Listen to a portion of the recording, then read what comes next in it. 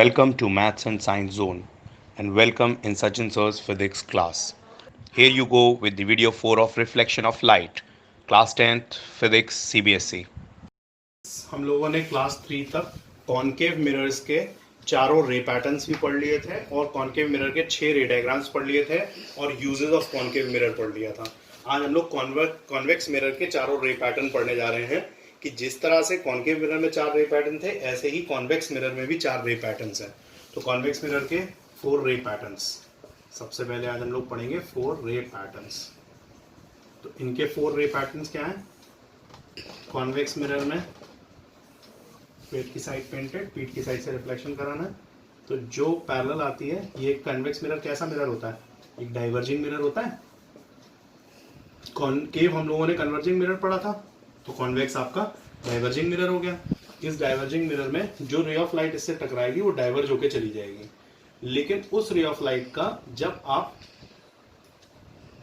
Virtual extension पीछे करते हैं तो वो फोकस पे जाके मिलती है। जो हम लोगों ने प्रिंसिपल फोकस निकालना कॉन्वेक्स मिरर का सीखा था, वो इसी तरह सीखा था। पैरेलल रे ऑफ लाइट से डाइवर्ज होकर जाती है, उसका वर्चुअल एक्सटेंशन रिफ्लेक्टेड रे का किया जाता है। तो यहाँ पर भी रिफ्लेक्टेड रे का वर्चुअल एक्सटेंशन जब आप करोगे तो जब वो एफ पे मिलेगी, यही आपका पहला रे पैटर्न होता है। दूसरा रे पैटर्न क्या होता है? दूसरा रे पैटर्न होता है इसका, जो पोल पे टकराएगा वो I = R बनाता हुआ बिल्कुल सेम है जैसा कॉनकेव का था, निकल जाएगा और प्रिंसिपल एक्सिस जो है वो नॉर्मल की तरह ट्रीट की जाएगी। जो कॉन्वेक्स मिरर का फोकस होता है उसको वर्चुअल फोकस बोलते हैं, याद है ना, क्योंकि वर्चुअल रे के ही कॉन्टैक्ट से वो बनता है। और यहाँ पर जो आपका पोल है, इस पोल पर ये जो टकराया, इस पोल पे टकरा के I = R बनाता हुआ गया, principal axis was treated as normal. अब इसका तीसरा रे पैटर्न हम लोगों का क्या है? तीसरा रे पैटर्न है हम लोगों का, जब कॉन्वेक्स मिरर में जिस तरह से कॉनकेव में सेंटर ऑफ कर्वेचर पे जो लाइन आती थी, वो सेंटर ऑफ कर्वेचर की लाइन सेम पाथ से वापस होती थी कॉनकेव में। इसमें क्या होगा, जो सेंटर ऑफ कर्वेचर की साइड आ रही है, जैसे ये एफ है, ये सी है, जो लाइन सेंटर ऑफ कर्वेचर की साइड आ रही है, ऐसी आ रही है कि अगर वो सीधी चली जाए तो वो सेंटर ऑफ कर्वेचर के पास जाएगी, है ना।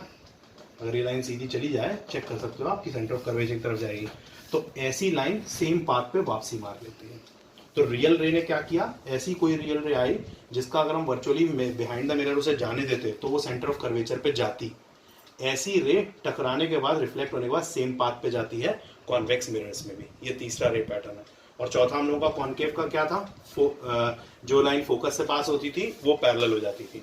इसमें भी ऐसा ही होना है, जो लाइन फोकस की तरफ आ रही होगी, जो लाइन फोकस की तरफ आ रही होगी, ये लाइन फोकस की तरफ आ रही है, वो टकराने के बाद पैरेलल हो जाएगी। इसके डाइवर्जेंस रूल्स यही कहते हैं। डाइवर्जेंस का बेसिकली मतलब ही क्या होता है? Going away from the principal axis. Convergence का मतलब ही होता है going towards the principal axis. तो ये देखो, प्रिंसिपल एक्सिस की तरफ जा रही थी, पैरेलल हो गई तो प्रिंसिपल एक्सिस से डाइवर्ज हो गई, तो ऑटोमेटिकली इसका डाइवर्जेंस हो गया। तो इसका फोर्थ रे पैटर्न क्या है? रे जो आ रही थी फोकस की तरफ, अगर आप इस रे को एक्सटेंड करें तो it will go towards the focus. जो फोकस की तरफ आ रही थी वो पैरेलल हो जाएगी। ऐसे जो सी की तरफ जा रही थी वो सेम पाथ पे वापस होगी, जो पोल से टकराएगी I = R बनाती हुई जाएगी। और चौथा कौन सा था? जो हम लोगों की पैरेलल रे आती है वो डाइवर्ज होकर चली जाती है फोकस पे, उसका रिफ्लेक्टेड रे का एक्सटेंशन मीट करता है। अच्छा, फर्स्ट और फोर्थ देखने में जब तुम कॉपी बनाओगे एक जैसे लगेंगे, बस अंतर क्या होगा, उसकी इंसिडेंट पैरेलल आ रही होगी, रिफ्लेक्टेड इधर जा रही होगी, रिफ्लेक्टेड का एक्सटेंशन फोकस पे जा रहा होगा। इसकी इंसिडेंट फोकस की तरफ आ रही है और उसका इंसिडेंट का वर्चुअल एक्सटेंशन फोकस पे जा रहा है और इसकी रिफ्लेक्टेड पैरेलल जा रही है। देखने में भले वो एक जैसे लगे लेकिन एरोज बिल्कुल अलग अलग हैं, ठीक है। तो रिफ्लेक्टेड रे और इंसिडेंट रे के एरोज से ही फर्स्ट और फोर्थ वाले रे पैटर्न में डिस्टिंग्विश किया जाता है। अब हम लोगों का जो कॉन्वेक्स मिरर है, उस 4 रे पैटर्न्स के बाद हम लोगों को कॉन्वेक्स मिरर के 2 रे डायग्राम्स पढ़ने हैं। कॉन्वेक्स मिरर 2 रे डायग्राम्स। कॉनकेव के हम लोगों के 6 रे डायग्राम्स थे, इसके हम लोगों के सिर्फ 2 रे डायग्राम्स हैं। और कौन कौन से 2 रे डायग्राम्स हैं? एक इसका रे डायग्राम होता है इन्फिनिटी पे, object at infinity, image at F, और दूसरा होता है ऑब्जेक्ट एनीवेयर। अच्छा, इसका भी आपका टेबल दिया हुआ है हम लोगों की एनसीईआरटी में, और ये टेबल दिया हुआ है आपका टेबल 10.2 पेज 167 पे। टेबल 10.2 पेज 167 पे। जिनके पास एनसीईआरटी नहीं है, मैंने पीडीएफ भेजी थी, तो पीडीएफ से डाउनलोड कर लें। ये मत कहें कि एनसीईआरटी नहीं है और एनसीईआरटी जो आप रेफरेंस देते हो हम देख नहीं पाते हैं।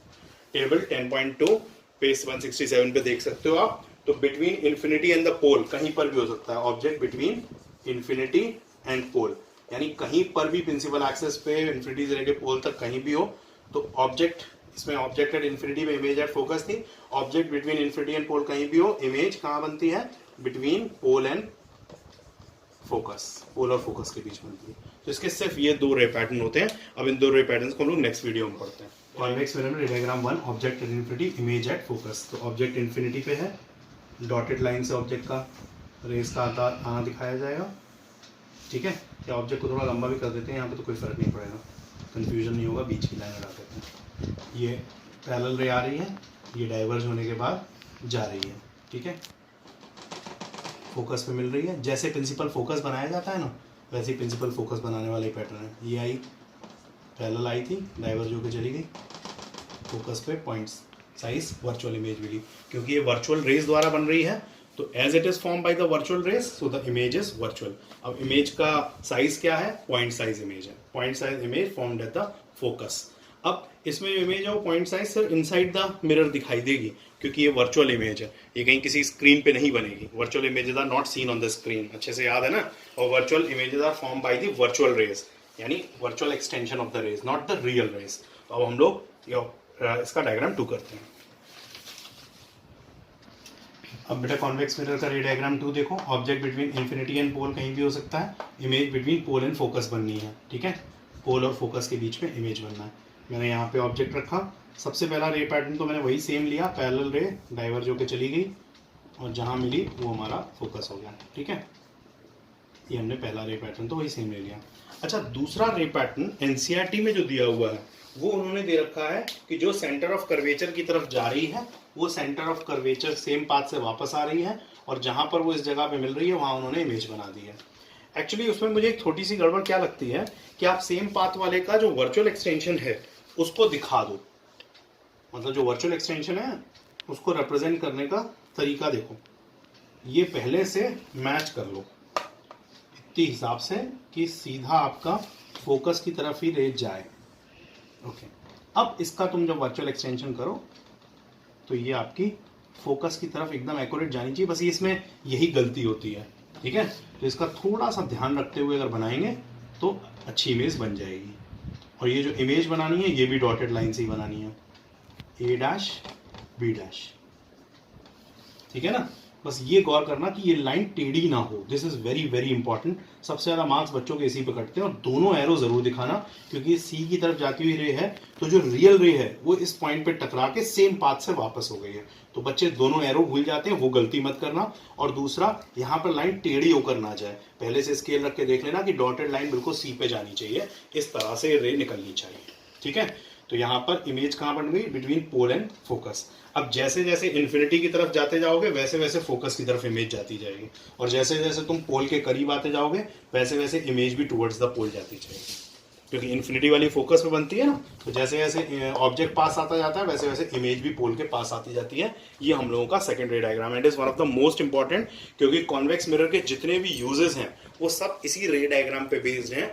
क्योंकि कॉन्वेक्स मिरर हमारा इस पर्पज से यूज होता है कि हम लोगों को डिमिनिश्ड इमेज मिल जाए। हम लोगों के जितने भी रियर व्यू मिरर्स होते हैं, है ना, हम लोगों की गाड़ियों में जो रियर व्यू मिरर्स लगे होते हैं, जो किनारे की साइड लगा हुआ होता है ऐसे करके, जिससे हम लोग पीछे के व्हीकल्स को देखते हैं, या हम लोगों की कार के बिल्कुल ड्राइविंग सीट के ऊपर लगा हुआ होता है, वो भी कॉन्वेक्स मिरर ही होता है। इनका पर्पस क्या है, क्योंकि ये किसी भी ऑब्जेक्ट की इरेक्ट इमेज और स्मॉल इमेज बना के देते हैं। तो अब एक पूरा ट्रक है ना, 5 मीटर ऊंचा है, 5 मीटर लंबा है, हमें उसकी इमेज जो है वो इतनी छोटी सी दिख जाएगी।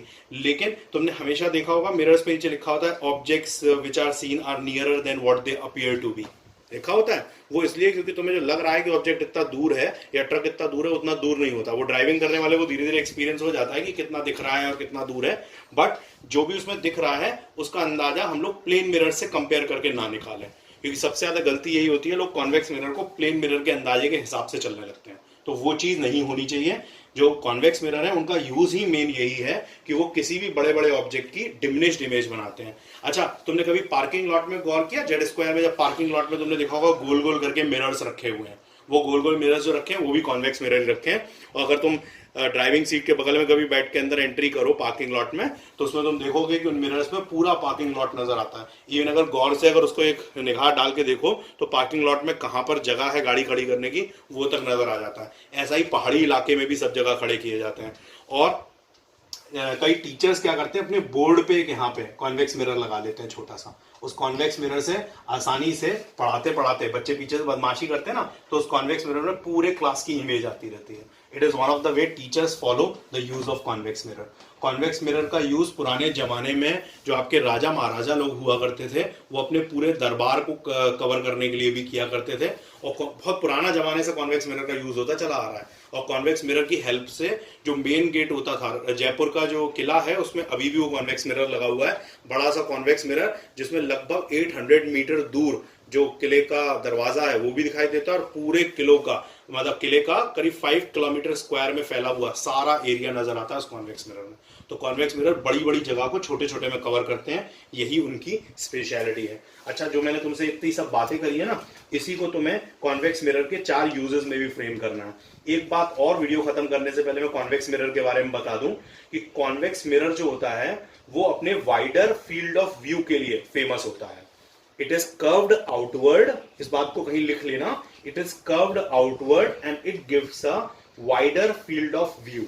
ठीक है, वाइडर फील्ड ऑफ व्यू का मतलब जो भी मैं किले वाली बात जैसे जयपुर के बता रहा था कि 5 किलोमीटर स्क्वायर का एरिया पूरा एक ही मिरर में नजर आ जाता है। और ट्रैफिक में भी हम लोगों को it facilitates in safe driving, इसी पर्पस के लिए it facilitate in safe driving. तो कॉन्वेक्स मिरर के बारे में ये बात हम लोगों को हमेशा याद रखनी है कि it is famous for the wider view of the field